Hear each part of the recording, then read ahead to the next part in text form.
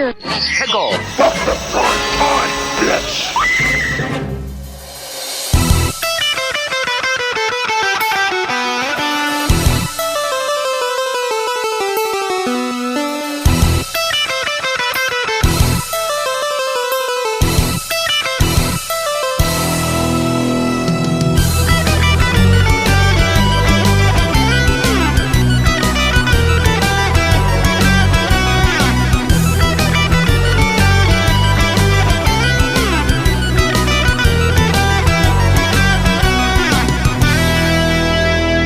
And welcome back to another prototype episode. Our coverage of Summer Game Fest continues. Alex, the producer, here, joined with Ken. How you doing, Ken? All right. Yeah, this is going to be one of those shows where half of the day was really good, and half of the day was really bad. And half of the day, I literally just skimmed through the trailers. I barely even looked at the hosting bits. Yeah, we know my thoughts on the PC gaming show for the last 6 years at least. I mean, I made a derogatory statement yesterday about it. Yeah, you're like, I'm like, and I said no, I kind of have to watch because if I don't watch now, I won't. And it's everything I dislike about phony, fake, fluff pieces is basically this show. And in previous years, the PC Gaming Show, sponsored by PC Gaming Mag, which actually the best part of it was their set with old magazines in the background. Their showcases have been very. It's like they're going for Goofy meets Devolver. That's all they've always sort of gone, but it always comes across as really hokey and painful to watch. And the only thing that they would sometimes have going for them were in the past, they would sometimes have a sponsor from a AA or AAA publisher where they'd have a skit or something, or something somewhat major would get revealed. There were no major reveals here. I'll mention I forget even the game. I'm not even going to look it up, but the one game that they had a developer feature where they did a big interview lasted forever, and it was so pretentious. It was the city building one where your resources are limited because they tried to tie the limited resources into how the game industry is because of layoffs and how we have a finite resources that we have to redistribute. And the guy came off interviewing as the most pretentious hippie asshole that you've ever met. And I was like, oh my God, the comments destroyed it too. And it was like a 15-minute developer focus on something that looked like a garbage game. So I'm not even going to dignify it, except that I was like, that's your developer focus, was this indie that nobody cares about. And when there's a bazillion better indies out there right now.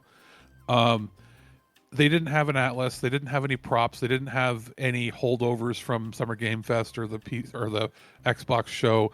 They didn't appear to have any major sponsors. The better stuff was apparently going on with IGN with their live crew. They were running the IGN shows as if it was the old E3 where they have a standing crowd and then they interview hosts after. So a lot of people were tuning out of the PC show. I saw in the Twitch chat to go and catch up on what IGN was doing. I'm like, that's bad. And that's not even an official thing. But yeah.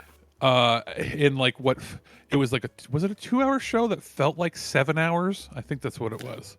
Yeah, it's over 2 hours for sure. It was nearly 3 hours or whatever it is, but it felt like double or triple that. I figured, I said off air, we should probably talk about it first because there are a few interesting things that they showed. I've already got our trailer compilation up, so I'm just basically going to cover what I wrote down because I grabbed the trailers based on the notes I made, and I thought I would have a lot of notes to make, and the number one note was, hey, 95% of this has already been shown this weekend or is 2 or 3 years old.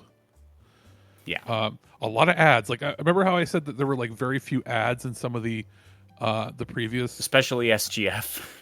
Yeah. Surprisingly not a lot there. And then on all the Saturday shows, there was very little actual commercials. every commercial imaginable was in this.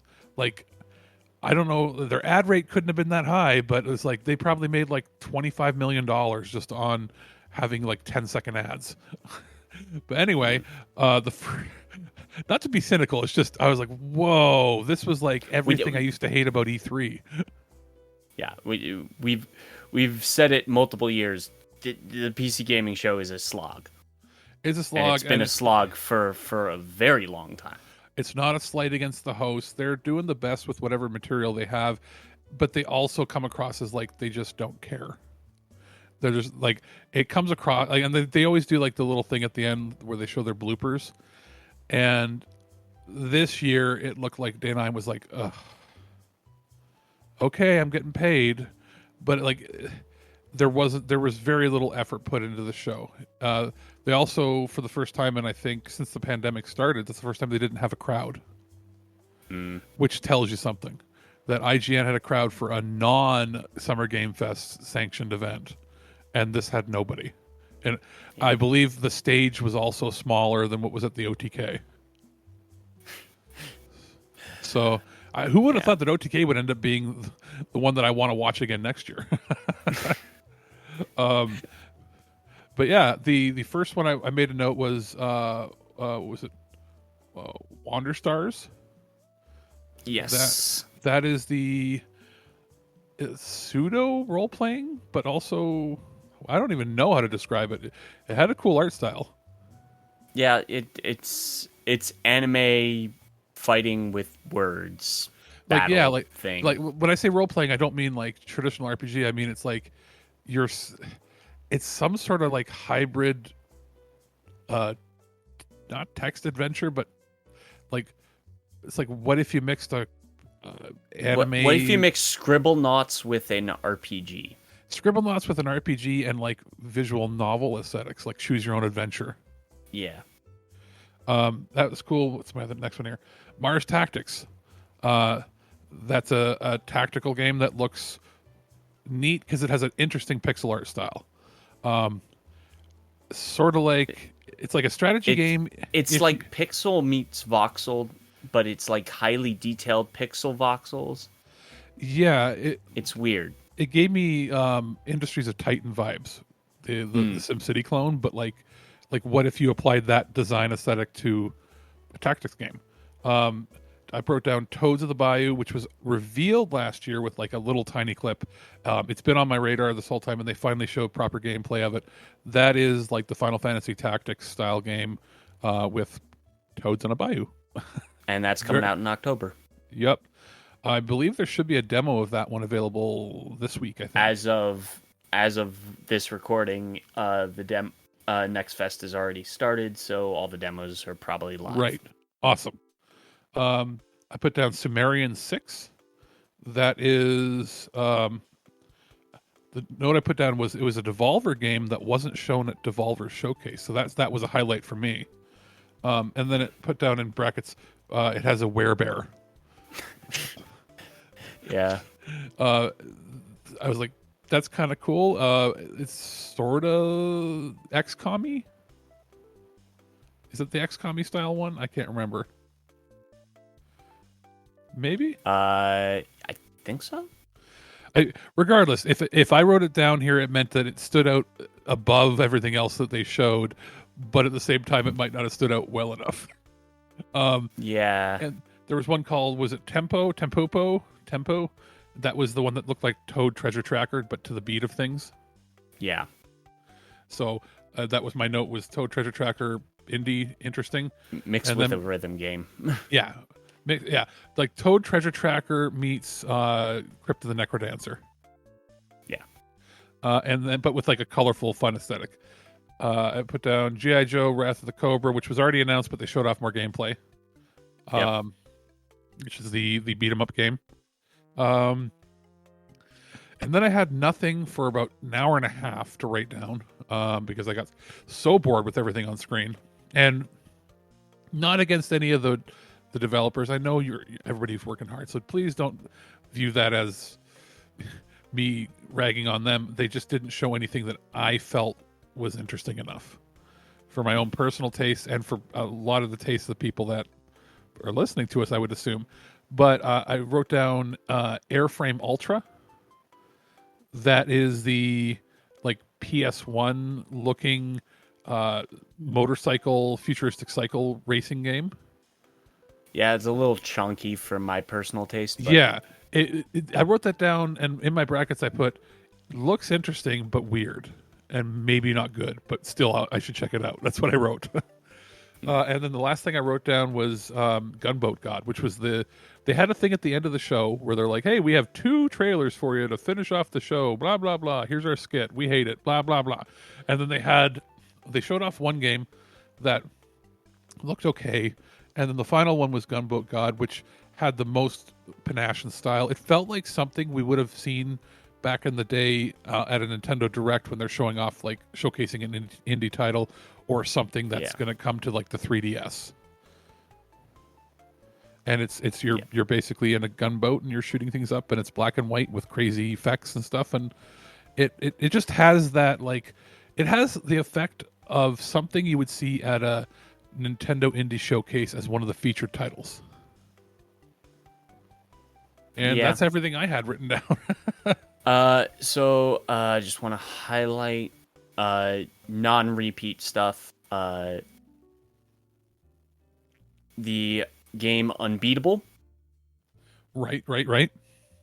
That is a game that has been in development for a pretty long time at this point. I've seen it at 2 MagFests already, and the game just gets better and better from the looks of it. And hey, it looks like it's starting to look like a full game. So, which is always good because you know how long. Like, it's weird. I love checking out a game early on, but then I always feel bad because I'll find myself getting bored. I'm like, okay, is it already out yet? Sometimes I feel like... I mean, looking at you, Demon School, and surprise, surprise, Demon School announced their release date. Yeah, which is going to be like that's one where I didn't need to see more. It's like I already know. Yeah. I'm gonna get it. And the only reason I didn't include it was for our trailer highlights. I tried to pick things that are either brand new, things that we haven't seen, or things that we haven't featured in other shows this week. So just wanted to highlight Demon School's coming out on the 13th of September. Yeah, I should have written down the date though, but I remember seeing that and being like, awesome. And then I think my overall blasé attitude towards the show made me forget to actually write it down. Is that pretty much all you've got extra, or? Yeah, other than that, it's just like repeats of stuff we have already covered in the last couple of days. Or a whole lot of gotcha games that are coming to PC that were on mobile before. So at least they kept them out of the main shows. But yes, I guess turning things around, we should talk about Xbox. And the problem here is, if we talk about Xbox as much as we want to talk about Xbox, we won't have anything really to talk about when Birdman comes on for the final show. So we will talk, but we're not going to go quite as in depth or maybe speculating as much. Just know that this is the best Xbox show. I was going back before we were recording, and as far as I can think of, this might be the best overall Xbox showcase, E3 showcase that they've done since like oh man, it might be before Don Matrick. Like, it might be like where everything went sort of downhill, and it's not Phil's fault or anything, but like this might be the best since before 2012, like before the Kinect, before stuff. The TV. Yeah, like, and you might have to go before the Kinect. So either that, or it's either before Kinect or the one after the Kinect, because the Kinect one was the one everybody hated. So it's either like 2009 or 2011 you have to go back to before you find one that was this good. There are a couple things I'll say beforehand that would have taken it from, an A to an A plus, because it's a solid A. Like not even an A minus. This is a solid A. Would be if they had a platformer, whether it be people like, oh, Banjo, no, just, if they had some other platform, even I would have taken a new Super Lucky's Tale. Yeah. Because like those are fun. I haven't beaten them, but I've played enough of them to be like, these are good. If they just had, a little more polish and maybe, not new Super Lucky's Tale, because that's the confusing. They have Super Lucky's Tale and new Super Lucky's Tale, and you can't. And yes, one is, newer than the other, but they need to have better naming scheme. Yeah. And that is a company. I don't know if they're owned by them, but it is an exclusive title, and they just don't do anything with it. So, if they had a platformer, not something necessarily to rival Astrobot, because I don't know that they want to invest that kind of money. But if they had that, and if they had a fighting game, like if Killer Instinct came back, or they had something else to show, whether a new season of KI or some updates or something, they were missing those. And we don't always need to have like sports or racing or anything, but if they had thrown something else in, other than that, they basically covered every genre with a high quality release. Yep. I guess you could count, before going too much into it, you could count the Flight Sim. Is that a sports title, or is that just a Sims, or racing? That's more of super simmy, because it does have like actual job positions and stuff in it, like mission based. It's a little more. We're getting more of a single player vibe than than the last couple. Not to the extent of like, hey, here's Ubisoft where they have all these different racing modes and we're putting in a whole campaign. A little more, and not a little more like, what is it, like the Mud Runner games, or the like where there's a little bit of stuff, maybe not a full campaign, a little bit more like a Pilot Wings, where it looks like you're going to have like, here's each type of vehicle, and here's the specific objective, and there's like a little story tied to each of those scenarios, but there isn't like a long arc. So it's like, that's cool. It brings people in. So that, beside the point, that was probably the only thing they had that was in that realm. But they started out with CoD, which we already knew, and it looks good. Looks real good. And they had the 25-minute showcase after, which thank God wasn't an hour long. It showed it.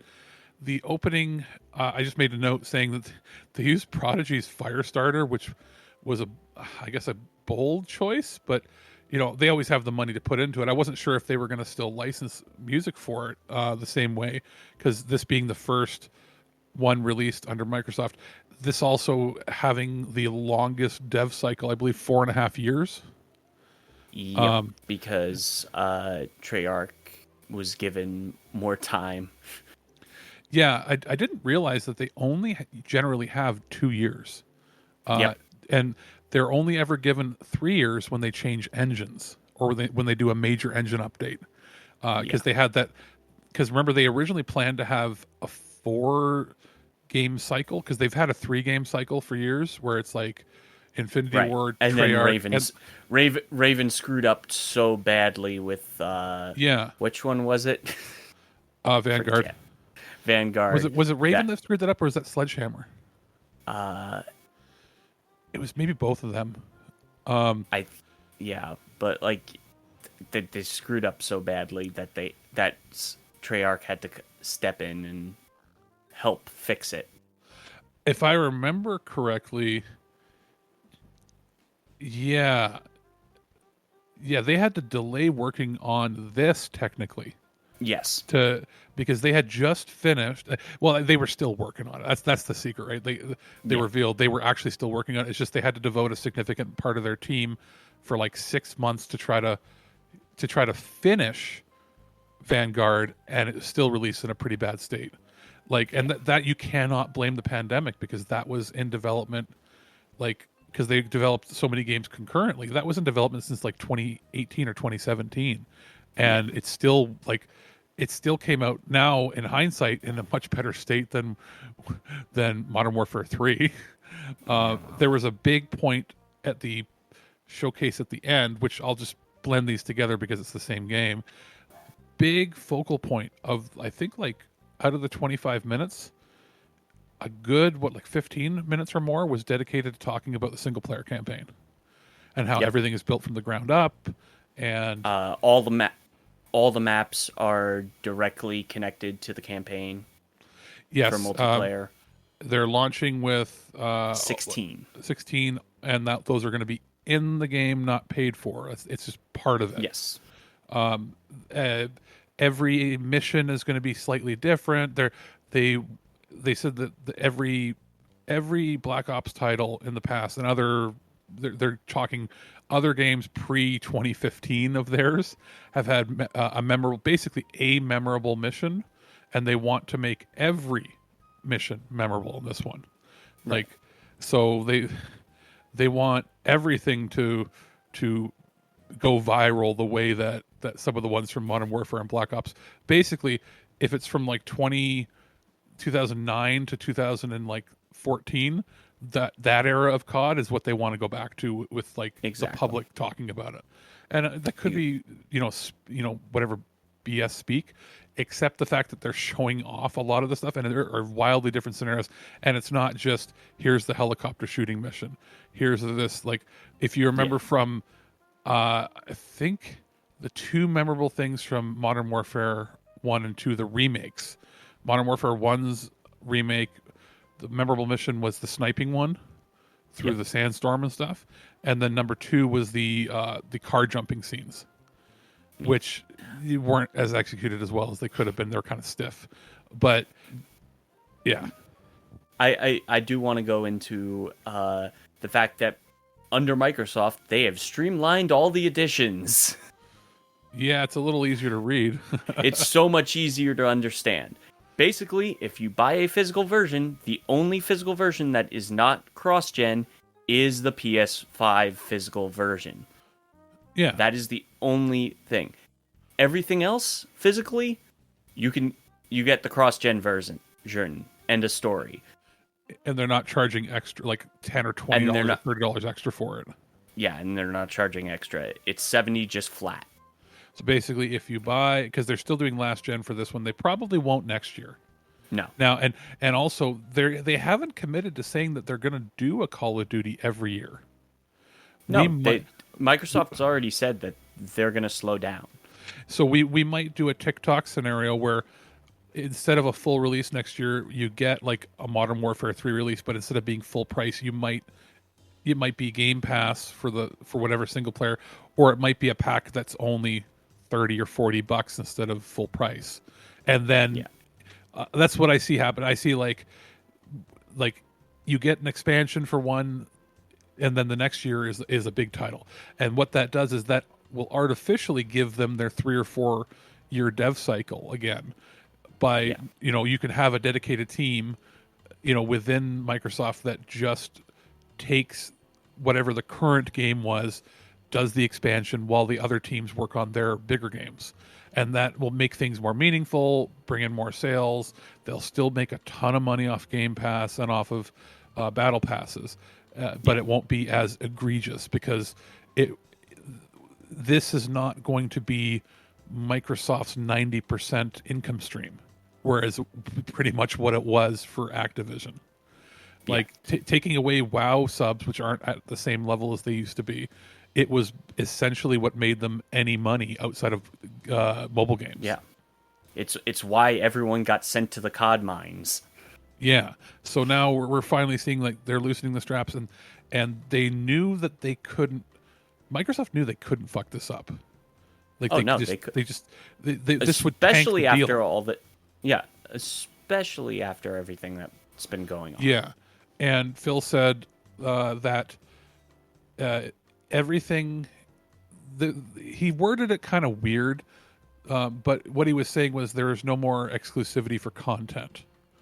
There's no like timed, like how. We're not going to give someone free content on one platform. Everyone's getting the same amount of content. Yeah, like it's not to say that like they're not, and what they're not doing is they're not being like, hey, PS5 pre-orders get this skin and Xbox pre-orders gets this skin. They're not doing that. It's going to be the same on everything. And unlike in the past where back in the original COD era, like I would say the original popular era on the 360, they would get exclusives for like a few months ahead. Yeah. And then during the PlayStation era. PlayStation got exclusives for 6 months ahead. None of that. It's all the same on every platform, and that's part of their, I believe, legal requirement from what they were testifying in court over. Yep. Is that everything has to be equal on all the platforms. The only difference is they can still offer Game Pass base versions on Game Pass. And it also means that they are legally bound, so that if PlayStation offered it, they would have to accept a deal to allow it on PS Plus as well. So it just means that like they probably won't, because they'll ask a larger amount because they don't have to pay anybody when they do it on their own. But it means that it's possible that in the future we could see more, but because it's not like they're going to take away those kind of features, that they wouldn't want to do that. They want people in their ecosystem, because anybody now purchasing any battle passes on PlayStation, the money goes to them. So, and like there's only 2 editions. There's the standard, and then the $100 edition. The $100 edition will get you a free battle pass for season 1. That's and then just extra tat. Yeah, and then I saw on the store there is like another bundle, and the bundle just gives you Modern Warfare 3. They always do. They always do the bundle that gives you last year's game. But here's the thing: the Modern Warfare 3 stuff. One of the requirements, you either need Warzone or Modern Warfare 3 to redeem one of the rewards from pre-ordering. Yeah, because you get like a skin from the game, and that skin is only going to be able to be used in Warzone / Modern Warfare 3. And they haven't revealed, like, they made a little tease. They haven't revealed what Warzone things are doing. They're going to be doing some events, obviously, in Warzone. They're going to drop the Warzone information at COD's event thing in August. Yeah. The one thing that they always did previously that was pretty cool is before they would reveal a game, they would always tease in Warzone what was happening with Vanguard. We'll figure it out.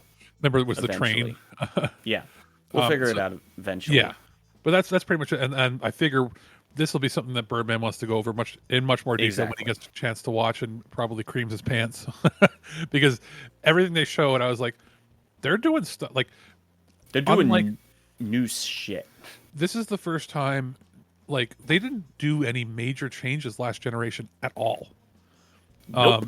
Anything like, because they were just milling. It was the COD mines. That was the joke.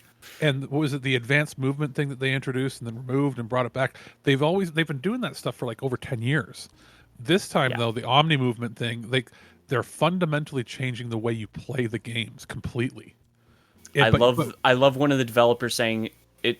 We had to talk about why things weren't in the game, and then we went, yeah, why aren't they in the game? Why aren't they? Because because they're having consultants, and when they do the mocap, they're like, wait, people do this stuff in real life anyway, and we are always talking about how we're like the biggest real life simulator for it, and we just don't have it. Yeah. So and the reason for that was Bobby said no. Bobby said no budget. Yeah. Bobby said, you make billions, but we don't want to spend any actual money on it, but we'll keep paying you good money because you bring in good money, but we're not going to put any money into the game for the customers. Why would we do that? So it looks good. I want to fatten my own pockets. Yeah, and my friends' pockets. For all those details, just know that we'll probably do a bigger coverage of it later. It looks good. Doom: The Dark Ages. Yep. I was like, for me, I was like, the only thing that could have made it better is if it was like Doom Evil Dead. Like Doom versus the Army of Darkness. That's pretty much what it looks like. I mean, yeah, it's Doom. Like, it's Doom with dragons and shit. Doom's with dragons and mechs in medieval times. When he got into the giant kaiju fighting mech, I was just like, oh, of course. And it's like beamed down from satellites, so it's like it's like tech got beamed back in time. Is what it looks like. Yeah. And I laughed so hard with the frag machine gun thing he has.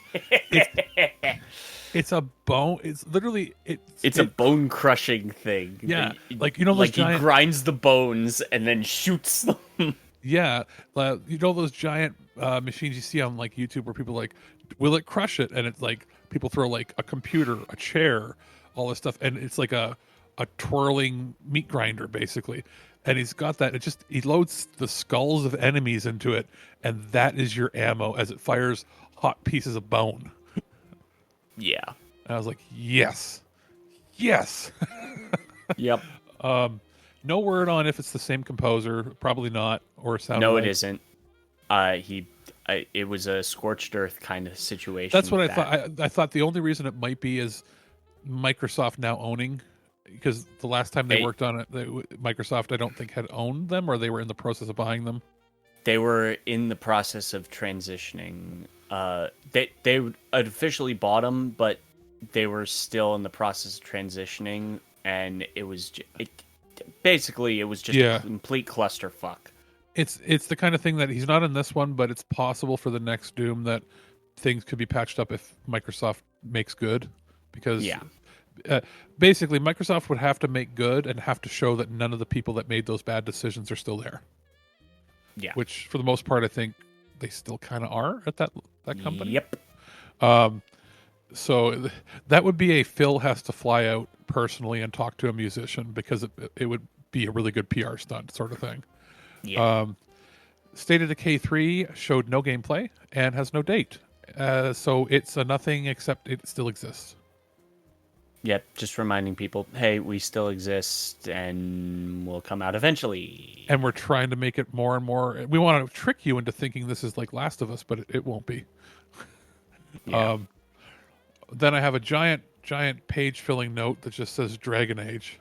And then with a question mark of, ooh, did they actually pull out the live service stuff, or did they lie to us? Because that looked like a live service trailer for a hero shooter. We'll see later today. Today or tomorrow, I think. Yeah, it's like maybe Tuesday? I think it's today. Yeah. Is it Tuesday? I think it's... I don't know. We'll find out, because, oh boy, if the trailer did not feel like a Dragon Age or BioWare, and that's in a bad way. I will say, I like that they went with more of an art style than the realistic stuff that they were doing with the last one. Yeah, I still think that Inquisition is the best game that they produced in the franchise. I'd say I played the first one the most because there wasn't anything else like it. But the third game was the best one, but it suffered from trying to go realistic before the engine could support it. And this is going a little more for the look of the first game. Yes. But even then, not really. It's like, what if you mixed, like... it's hard to say what the art style looks like because it was a CGI trailer, but it feels like a little more cartoony, a little more like Warcraft. Yeah, very. It feels very Warcraft, but you can tell it's Unreal. Yeah, and the tone they were going for was very much like the Dungeons and Dragons movie. Yeah, which could be good. They didn't show any characters that have been in the stuff before. Changing the name to Veilguard from Dreadwolf, that's what made me a little worried, because all the art they showed when they showed previews of it, like last year and the year before and before that, made it still look a lot like actual Dragon Age that we're used to. I don't know if the CGI trailer is representative of what the in-game art is. If it is, then they've dramatically changed things. Really, really. So we'll see. I don't want to speculate too much because I'm still very happy it was shown here, but I'm worried. I'm like, please don't fuck this up, because then, like, if you fuck this up, then Mass Effect is your last chance. BioWare's on the friggin' chopping block. Yeah, it's like, oh, god damn it. But anyway, we'll see, and we'll cover that. And I should mention it here. There's going to be the Ubisoft showcase. We still don't know anything about Nintendo, but Tuesday looks to be a few other showcases, including, I believe, some stuff from EA. So we will probably, after this episode, come back in 2 or 3 days, depending on what gets announced. And then we'll do our, if Nintendo announces something stupid, like we're going to do it on a Friday, then I guess we'll have to just do it then. But yes, Starfield expansion, LOL, is what I wrote down. I LOL, mean, it LOL, looked. fool me once. I Shame mean, on. let's be honest. It looked better than anything that was in the original game. Yeah, and But trick. again, we have no clue. It looked Yeah, good, but they didn't. that's still a question mark. They also didn't say if it's Game Pass or if they're going to expect you to pay for it. Yeah. If they expect you to pay for it, no freaking way. Yep. That's a nope. Fallout 76, LOL. I wrote down for that. They have no other choice. Yeah. And then I wrote down Expedition 33, a whole bunch of exclamation points. Oh my God, this was one of my games of the show. That's It it looks really good. It's a big sorry. surprise, and it looks really good. It looks better than anything Kepler's ever put out. So it is a third-party game coming to Game Pass that looks like a Souls, like it looks like a FromSoft game. And then I was, They're defining it as a reactive turn-based RPG. So it's very much timeline based Final Fantasy. it's so this is where I think that was what was connected to the whole. If you're a fan of 360 era RPGs, it's Yeah. very similar in the battle system to Lost Odyssey, where there's Yeah. time-based things and commands, just maybe a little more than that. Getting like from the battle system, getting big ReFantazio vibes. And I saw other people saying, "Hey, this looks like Western Persona." It's like, yeah, a little bit, but to me, it looks like what if FromSoft took their art and their games and then made a like traditional turn-based JRPG, and it's like cool, and that's coming sometime next year. Yep.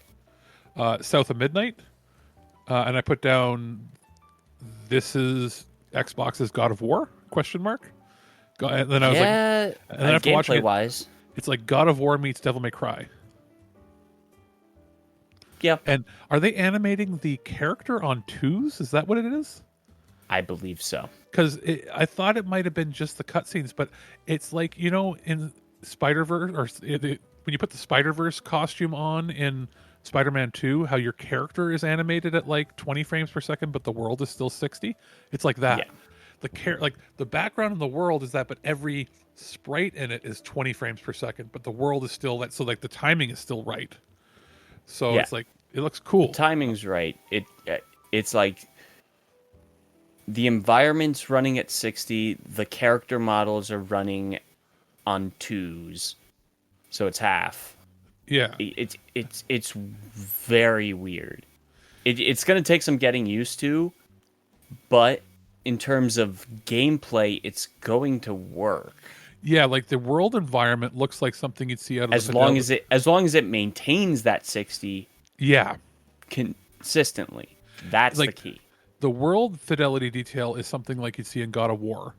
And then the characters look like claymation. Yeah. Then I put down WoW expansion whoop-diddy-doo. I mean, it's coming out earlier than most WoW expansions. Usually they're a September date. My initial September, notes were, October date for that. So the CGI looked bad, and then I realized that they were using old CG from the old expansions. Yeah, they were using the older CG from the, and then when they showed the new CG, again, Blizzard.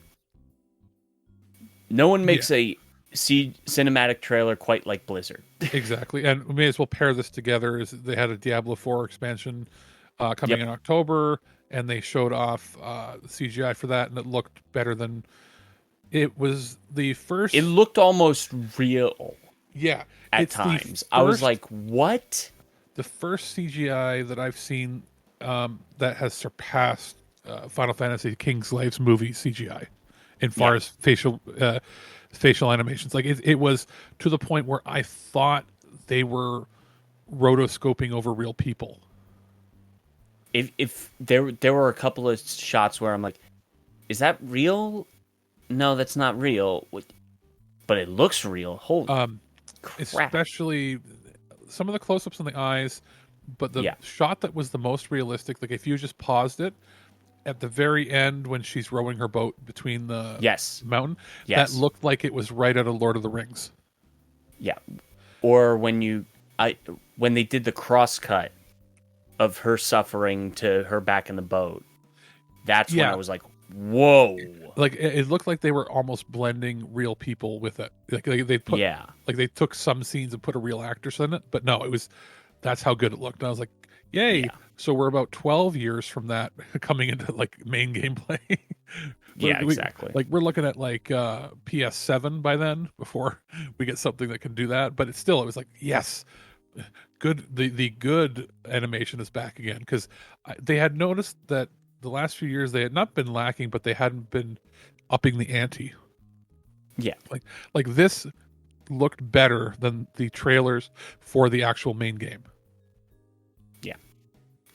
Um, I think the Microsoft purchase and also a lot of the people that were not so great at Blizzard leaving probably helped morale and kind of pushed the cinematic team and everyone to actually put in the work to make something really cool.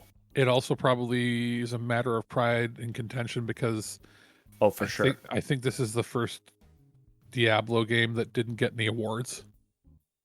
Yeah, there was a lot of.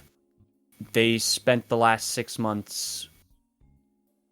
to 8 months on this last Diablo, kind of fixing a lot of issues that were probably instituted under Bobby's reign. Yeah. So looks good. I put down Metal Gear Solid Delta looks slow. And Metal Gear Solid. I was literally in an argument on a Discord this morning, going, It looks like the color is flat. Yeah, that. And when I say slow, there's no real color to it in a weird way. I know what you mean. It's a little desaturated, but without looking as it looks more desaturated than Metal Gear Solid 4 did, and Metal Gear Solid 4 opens up in a dilapidated, like gray background. But it doesn't. When I say at least it doesn't have the green tint. Yes, when it looks slow, I don't mean slow like the gameplay. Like I know it's stealth. What I meant was it felt like the animations were chunky. Not chunky. They weren't stuttering, but and the frame pacing wasn't off, but it felt like it's not physically moving fast enough.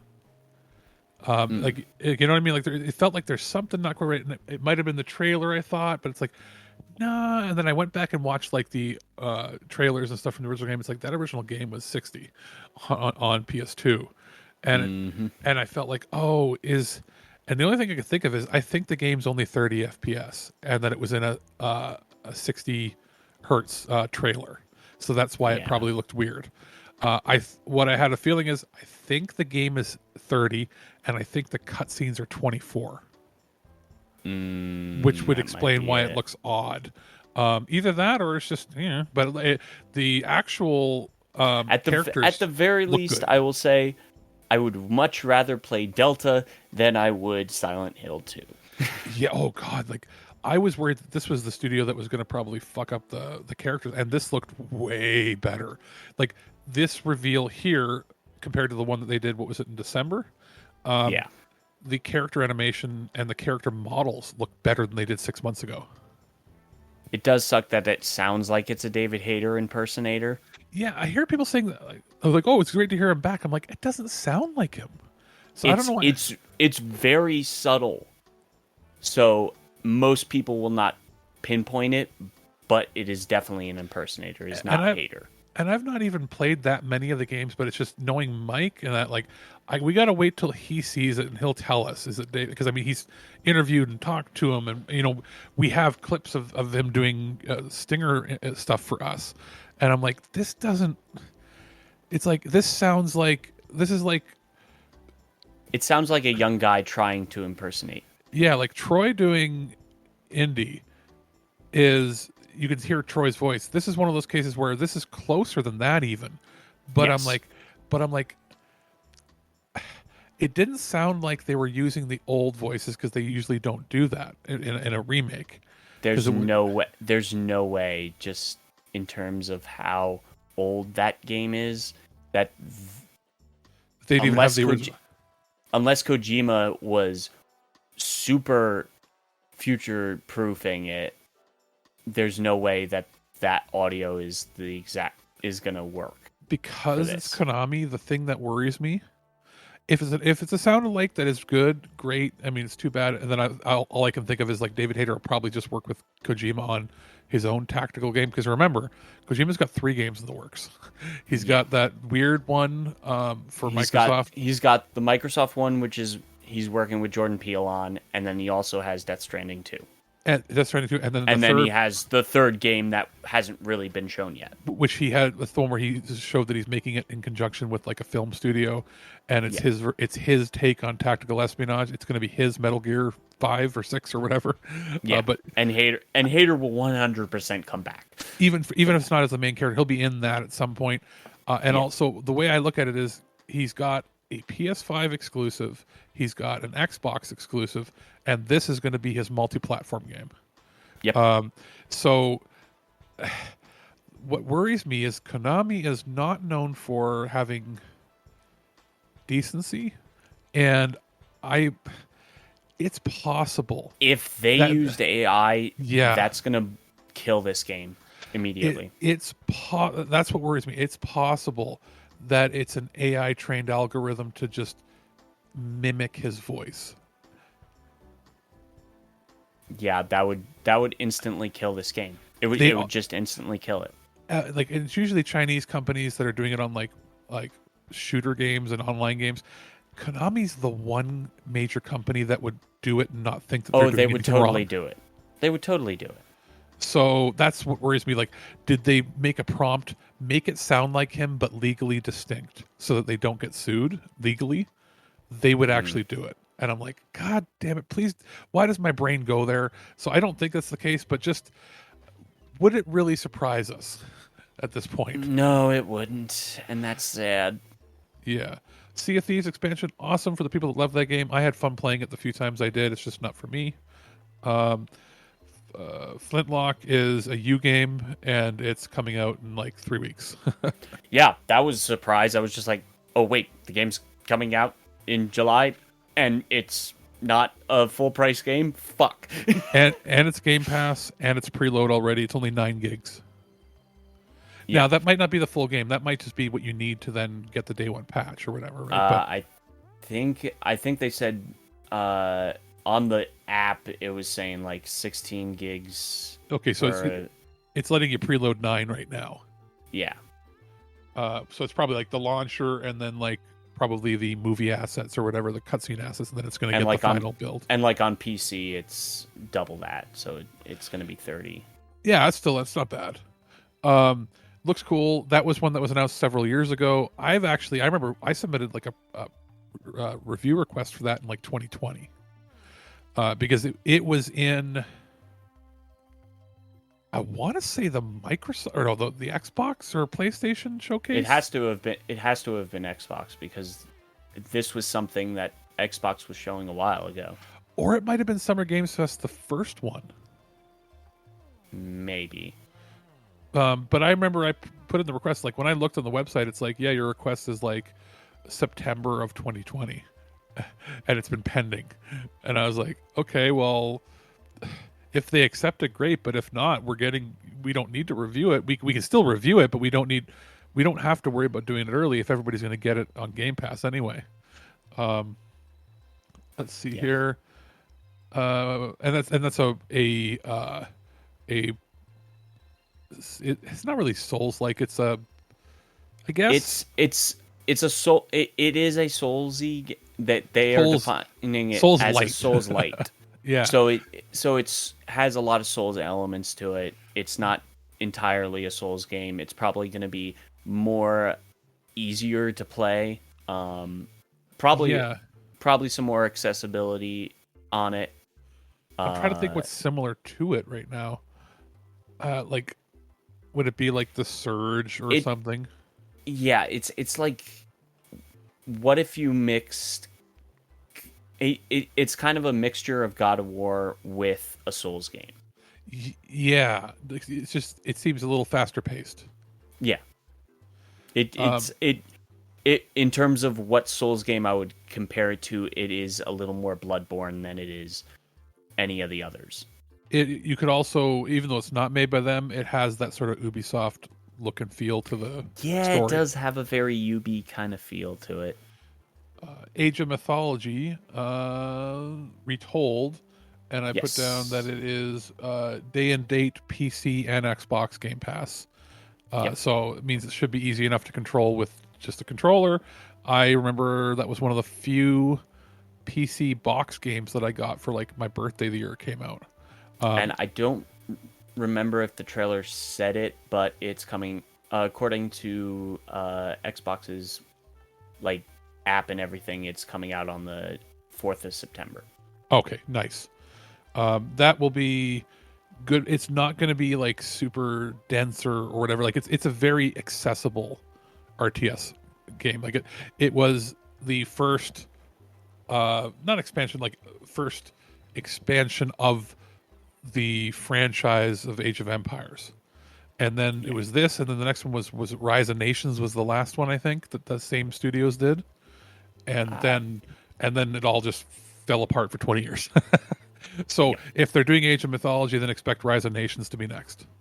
And it looks to be in the same vein. It's retold, meaning it's not an enhanced remaster like some of the previous. It's the concepts are the same, but it's a completely new take on that game. Yeah, we've rebuilt the game from the ground up. Yeah. And then I wrote down Perfect Dark is the Deus Ex I've been waiting for. Yep. They made it into an immersive sim. I think it's probably going to be less of an immersive sim, but it looks very immersive simmy. Okay, yeah, it's immersive sim elements. Yes. If they have the legendary immersive sim code in the game, then you know. Yeah. It's not vaporware. It looks good, and to me, it looks more like what if Eidos was working on it instead of Crystal Dynamics. But okay, this will have to tie me over until Deus Ex, I guess, eventually comes out. Well, if Deus Ex comes out, because I believe they canceled that. Oh yeah, you're right. But yeah, and also like I'm pretty sure that's Troy Baker playing the bad guy. Probably. That would most likely. Most likely. It looks good. No date expected. Probably 2026 release. Although we'll see. It looked far enough along. Could be late next year. Yeah, I think they're gonna use this as their fall game. Well, wait a minute. We'll see like a full 10 minutes of gameplay next year. If we aren't getting a Call of Duty next year, this will be the Call of Duty October-November game. Yeah. And we'll probably see more of this if Xbox does like their January thing like they've done the last 2 years. This will be one of the games. They might do another slice of trailer at Gamescom, but probably not, but it's possible. Yeah. And expect an announcement for maybe a first look at, like, we saw the gameplay, but maybe a first look at a breakdown on something at the Game Awards. If we don't see it at either of those shows, then it's probably a 2026 release. Possibly. I mean, this game has been in development for 7-8 years now. And they have 2 very large studios working on it. Yeah, well. Like, the amount of people between the 2 studios working on it is the amount of people that work on CoD, basically. Yeah. So, Fable looks better. I think the character models looked a little slightly different this time. They've updated the character models a little bit to work a little more. We're still not really seeing as much as, and that's a next year title anyway. That was a 2025. They confirmed that, and I do believe that's probably going to be a spring or summer game. It's probably yeah. And we'll see like a full I almost guarantee Xbox is probably going to do their January do like a January showcase like they've done the last 2 Yeah. years, Yeah. and they'll show that off.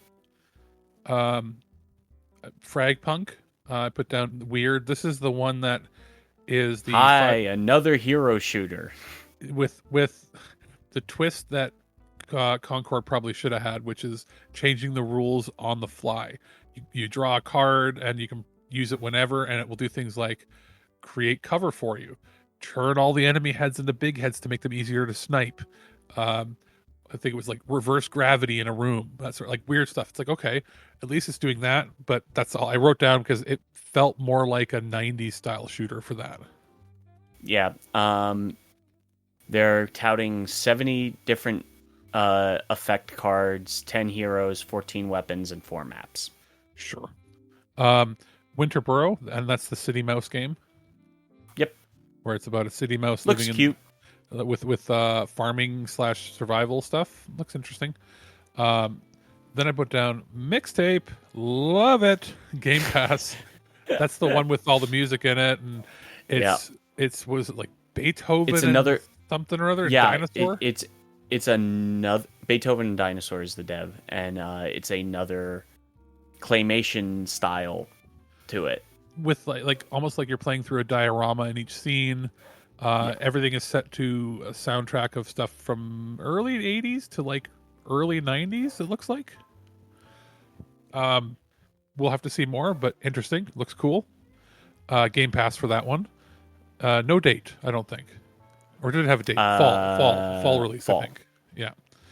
Then we already talked about Flight Sim. Elder Scrolls Online. I put lame. Who cares? I mean, ESO celebrating 10 years. They're the number 3. Yeah, I knew one guy that played it for a bit, and this is a person that also ended up playing Lord of the Rings Online far too long. And I was like, so what do you think of ESO? When I sent it, and he goes, I don't think anybody cares anymore. I'm like, oh, and you were the guy that cared about it. He's like, yeah, I don't think anybody cares. I think at this point, it's just, this is probably going to be like the last expansion until they do something with it, because the numbers aren't there. Yep. I think it's in its twilight years as an MMO anyway. Yeah, and and not that it's bad. It's just it's not kept up with what's out there. So then I put down big bold letters. Life is Strange, and they brought back Max. There's going to be some confusion amongst people. They're like, oh, is this the second? No, it's not the second game. It's also not the third game. It's not the fourth. This is the 5th game, but the second official game starring the same character. Because Before the Storm was a prequel game. It really should have been included, and they did include eventually in the remastered edition that was like one joint thing. It was really only made as a proof of concept for Deck 9 to take over when Square had the acrimonious break with Don't Nod over. Yeah. Square wanted them to only make Life is Strange games and nothing else. Yeah. And then they're like, no, we're going to go somewhere else. And then they're like, well, we own this. And they're like, no. And there was an argument over it. And eventually, I believe that Don't Nod actually relinquished their claim to the title, even though they probably could have fought it out in court. It just would have been ugly. And they don't have anything against Deck 9. Like the comments that I saw, some of the devs say that they actually thought it was a pretty good prequel, and they just, but that it's like, it's a little painful for them to see projects that aren't theirs, right? But it's like, whatever. They got their own thing going now. They're also like a publisher and stuff. But so there was, for anybody that is interested, Life is Strange, the first one starred the same character when she was a teenager, and the Supernatural East type hook was she could rewind time, and if she focused on a picture that was taken, she could then go back in time and re-inhabit her body at whatever time period that picture was from. Yep. The second, or the prequel game, it was no supernatural powers, and you were just acting out her life as a kid with her friends from that first game. Then there was Life is Strange 2, which is where there was the split with the studio, but it was really critically acclaimed. That one is 2 brothers. One of them is a younger brother that has telekinetic powers, and disastrous stuff happens, and they have to go on the run together. Yep. Then there was So that's 1, 2, 3, 4. So the fourth one was True Colors, and that's where it was had nothing to do with the first ones. The connection is that they all take place in the same shared universe. Universe. And And it feels like it, I would not be surprised if like it feels like they're setting up like an X-Men type situation. There's going to be eventually. some crossovers at some point. There was also the Captain Spirit thing, but that was a prequel, just showing off a little bit of a character from the second game. So the first game, like I said, was ability to manipulate time. The second game, And we're back to the time was manipulation telekinetic. in Yeah. this one. Second game was telekinetic. Third game was being able to feel people's emotions and read their thoughts. Yeah. Which was the True Colors, and the connective tissue there was the record store owner in the small town was one of the characters from the first game. That was an NPC, and then in this fifth game, the ability is to hop between parallel timelines, so parallel worlds. Yeah. And solving a murder mystery between the two of them. So there's always one hook between each, and it's interesting. And this one is called Double Exposure, as little fun Photo play on joke. words. Photo joke that plays into it in multiple levels. So that looks awesome. That's coming out in the fall. October 29th is when that's coming out. However, if you buy the Ultimate Edition, they're giving you the first 2 chapters like 2 weeks early. Ooh, okay. I just have to avoid it, I guess. Yeah. Indiana Jones, and I put down in questions, it's looking okay. I wish it was third person, but I understand why it's not. Yeah, the cutscenes look great. First person stuff still looks kind of rough, to be honest. And I think people that love it it's a lot of copium. It's a lot of hopium. Like, look, it looks like a fun Indiana Jones story, but I wish it was third person, damn it. Yeah, outside of the cutscenes, I'm not seeing the AAA budget in this. Maybe it's a play. Maybe you have to play it to feel it, but I'm just not seeing it. It'll be fun. It'll be Game Pass, so we don't have to worry about it. But Mecha Break looks good. That was shown. The trailer that they showed at Summer Game Fest was terrible for it, and the trailer they showed was a million times better. What did I put down there? Something Chen Fallen something. I was the Chinese fighting.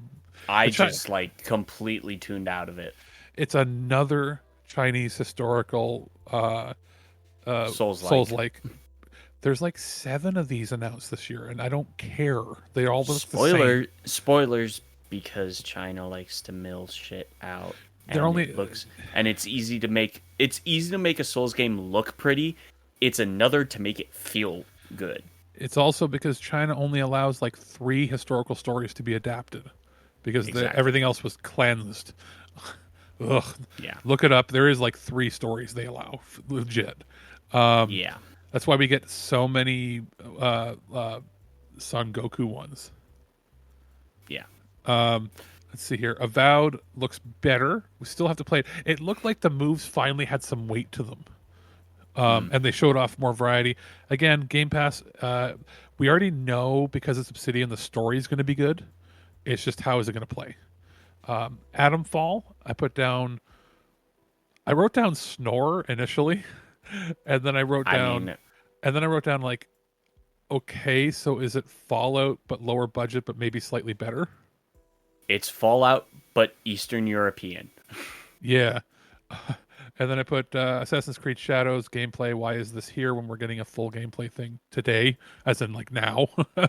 Yeah. And then I put Stalker 2 looks good. Really surprised they were able to complete it, considering that they're located in Ukraine. So there was a point of them mentioning that. I believe they relocated. Oh, were they the ones that went to like Ukraine. Slovenia or something? Yeah, something like that. But it basically just completely stalled all development until they moved. Yeah, and then I wrote down, and that's coming out in September. Then I wrote down stupid Series X consoles. There's the white what was the Okay, term what are they they called it? defining this? I'm reading this. Okay, are 1 terabyte Series S in Robot White in all digital, Series X that is also in white, and a 2 terabyte Xbox Series X Special Edition in Galaxy Black, and will be available in select. All of these will be available in select markets. Blah blah blah. And Galaxy Black is also, just the normal black. no, there's green speckles on it, Oh God.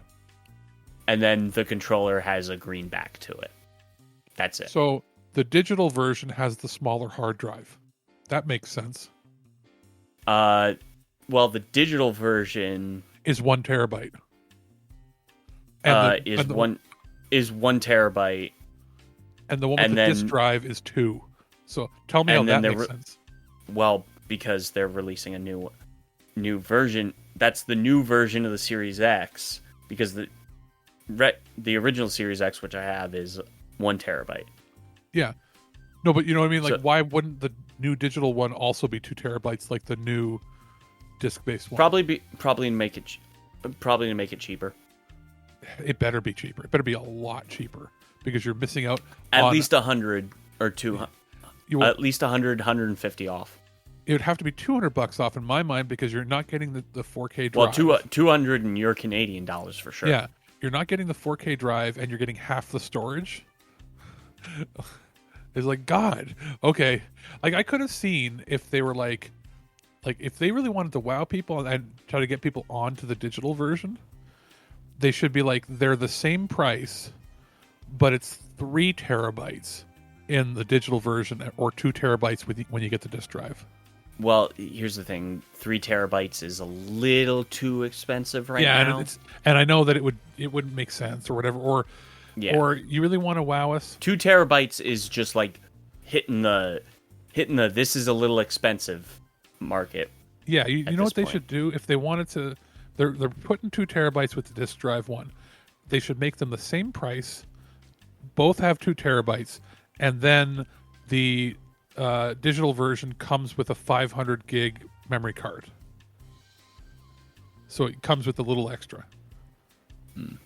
Or the 1 terabyte one comes with the 1 terabyte expansion card. So you get it up to 2. Because it's who's going to buy the digital one when they see it's half the storage and doesn't have any ability to play games backwards compat from physical. Yeah. So it's anyway, and then they ended it with Gears of War E-Day. I heard people saying, "Oh, it's a remake of the original." This looks to me more it's of not. a prequel. It's a prequel. It is completely. a prequel because it's young Dom and young. Yeah, people are like, Marcus. they're retelling the first game. It's like, I haven't played the franchise except for the first half of the first game, and I'm like, the first game They already remade the first game like Yeah, a couple of 5-6 years ago. and that's the one I was playing, and I was like, you start out in prison. Like this starts out, it looks like it says E-Day, the day it happens. Like you look younger, and you're not in prison, so. You'll probably find out why you go to prison at the end of this game. It probably ends with a cutscene, it goes to the credits and it ends with the very first scene of the game, of the first game. Yeah. So I was like, cool, and no date or anything, but they did say that was all in, not just in engine. It's in. That's what the game is going to look like. That's what the graphics in the game look like, not a cutscene. It wasn't a cutscene. It was in-game engine cutscene. You know what I mean? In-game cinematic. Nothing was pre-rendered. Thing. Yeah. And that was how they ended their show. Yeah, I mean, again, I'm considering what happened with the last 2 Gears of War games. Okay, fine, you're doing a prequel, trying to get people back. Pretty much, and that with no date or anything, that's looking like that's a 2026 at best. That's we're launching the next console with it sort of thing. Yeah, because they didn't say that it was running on a Series X when it started. Other games say that. It just said it's running in engine. Yeah. So, yeah, that's pretty much that's that. It was a good show. It was a very good show, and I know we weren't going to Yeah. go into too much in detail because there is stuff in here that I know Birdman will want to talk about in greater detail. But it was a really good show with a few little gripes that I had. It was great. And the general consensus online, if you look just at Jeff's stuff, the Jeff polls that he posted, Xbox getting an A. It was Xbox getting an A, and the others were D's, I think, right? Or F's. Yep. I would say I would give Sony a D and Jeff a C. Yeah, that's probably the best way to put it. Because people are saying that Sony should get an F. No, there were at least two things. Astrobot just moves it up a point. Moves it up a point bit. entirely. And then the other stuff, they had a couple things that were interesting. Jeff's one was, if we didn't have Day of the Devs or the focus on the indie stuff, it would have been a D. Yeah. But there was enough there with a few of the little indie things and Horizon. If they had moved Horizon over into Sony, it would have elevated it, but it would have killed Jeff's show. Yes. Because, I mean, all he would have had then would have been Alan Wake DLC. Yeah. Essentially where it was like, you know what I mean? Like, as far as big stuff. So, yeah. I guess we'll end up seeing what else is coming. Because right now, on the books, all we've got is Ubisoft coming up. We know that Nintendo has to do something.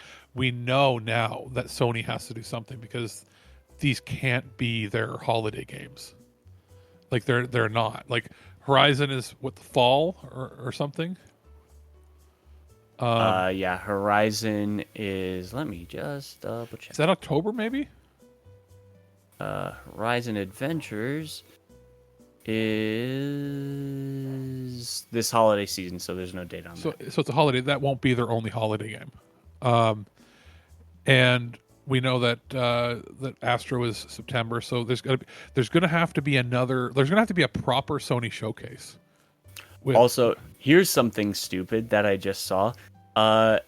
Civ 6 or Civ 7 is supposedly going to be running on Switch. Not the Switch. Not the Switch or completely cloud.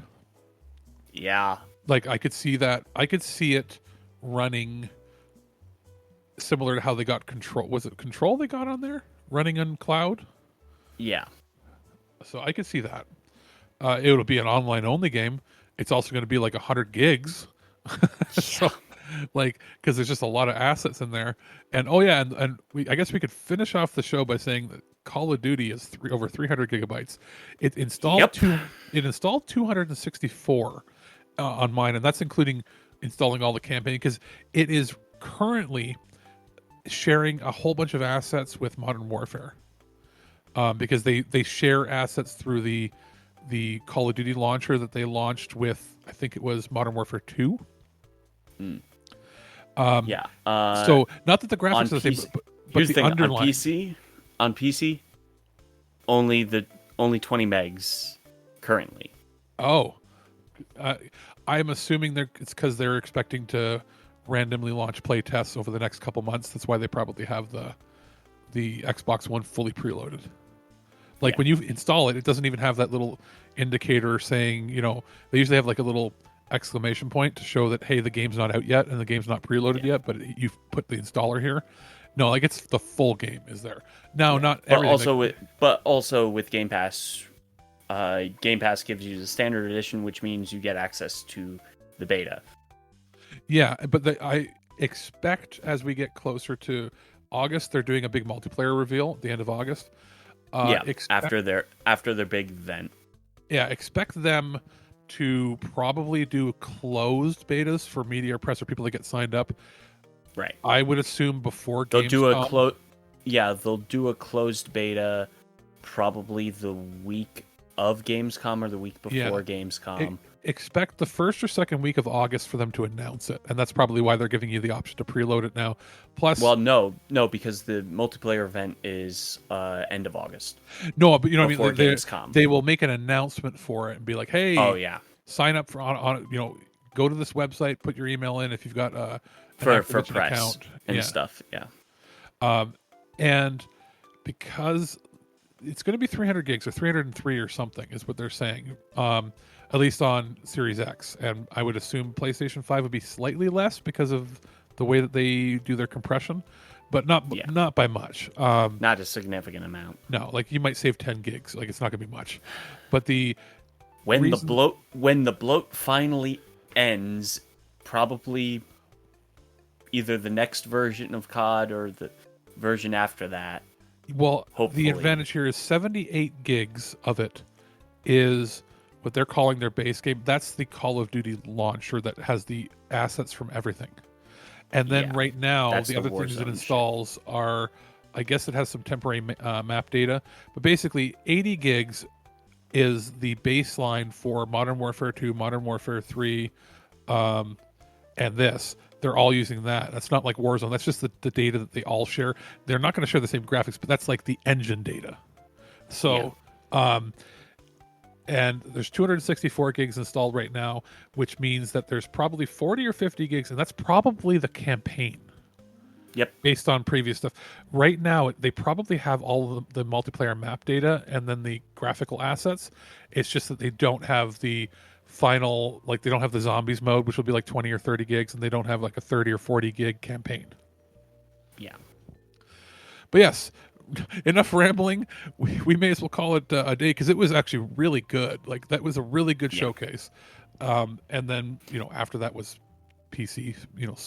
Sorry to the world of people that like it. It's not for us. Yeah.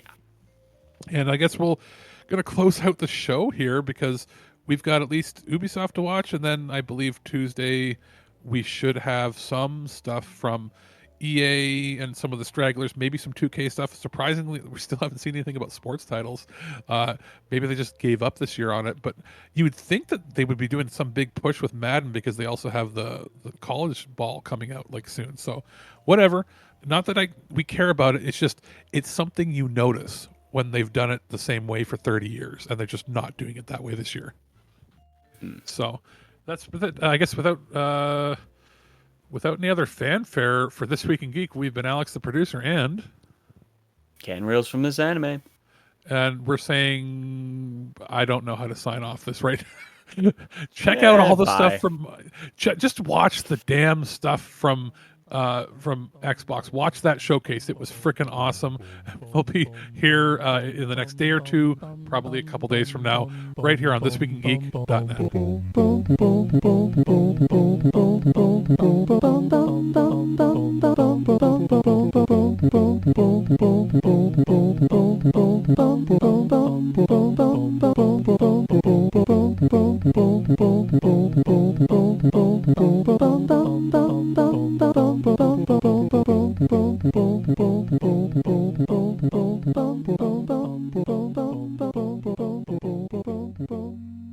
At no point in your rambling, incoherent response were you even close to anything that could be considered a rational thought. Thanks for listening to this episode of This Week in Geek. Hungry for more? Check out our website at thisweekingeek.net. You can subscribe to the podcast, browse our Twitter and Instagram, and leave your thoughts on today's topics. If you'd like to give us some feedback, send us an email at feedback@thisweekingeek.net. Tune in next time, and remember, lower your shields and surrender your listenership. We would be honored if you would join us. Thank you for your cooperation. Good night.